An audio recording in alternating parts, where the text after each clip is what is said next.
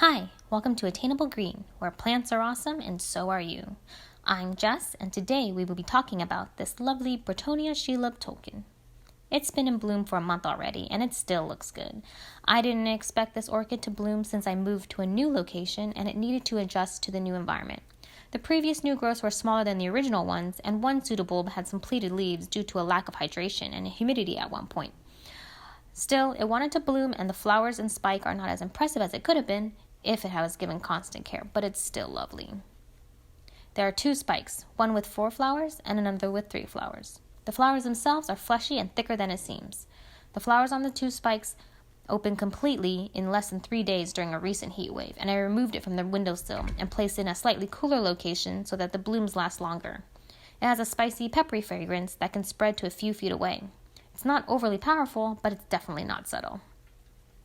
The Bratonia, formerly Miltassia, is from the Oncidium family and it has Brassia and Miltonia in its parentage, which lends itself to being a warmed intermediate grower. It's pretty hardy, and it can take a fair bit of abuse since it has pseudobulbs to draw reserve energy from. The bulbs will shrivel if it's dehydrated, but it's not too picky about most things as long as it has enough water and sunlight. I have it in an east-facing window that gets good morning light for about 3 to 4 hours a day. It could handle more light since it's stretching a bit, and the leaves are darker than they should be. The Bratonia can handle daytime temperatures between 70 to 85 degrees Fahrenheit and nighttime temperatures of 55 to 75 degrees. I usually have the humidity stay within the 40 to 60% range. Currently, it's in a mix of leca beads and sphagnum moss. I'll repot it after the blooms fade and when the new growths are starting to put out new roots, since the growths seem to be coming out the edge of the pot. I'll need to put it in a less water-retaining mix because the sphagnum stays too wet for too long in the wintertime. If you want to divide the plant, make sure each division has at least 3 healthy pseudobulbs. Let's get a close-up of the flowers.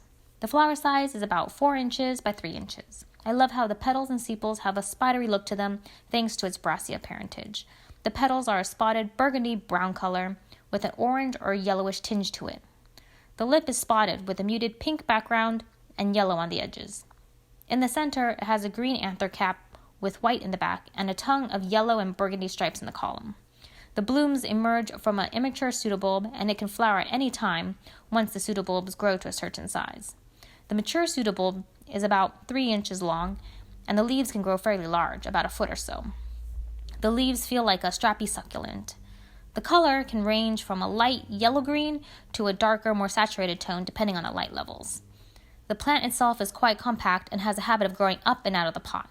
When the flowers fade, the color of the petals will take on a reddish hue, and the spots will bleed into the surrounding background like a watercolor painting. I've had this orchid for about 1.5 years now. It was in bloom when I got it. Because of the change in environment, it only lasted about 3 weeks. This time, it's doing much better. I haven't kept it in the best shape since I moved to a warmer environment, but the blooms last longer, and I'm sure the new growths will be even better. I just wanted to share this lovely spidery orchid with you for a little Halloween bloom profile. Thank you so much for watching. If you like this video, please give it a thumbs up. Subscribe to my channel, Attainable Green, for all the latest updates and more. Bye!